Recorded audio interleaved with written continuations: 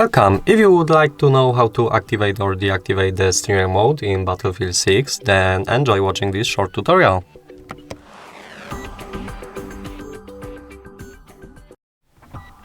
Well, to do it you have to at first press the gear icon and move to the System tab here.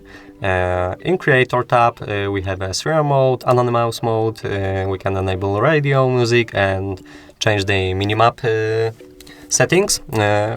You should be interested in the first option, streamer mode.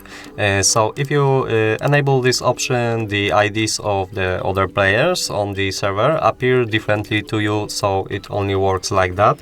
You can also switch to anonymous mode, so if you enable this one, your ID appears different to all other players on the server. Players will not be able to see your actual Battlefield ID.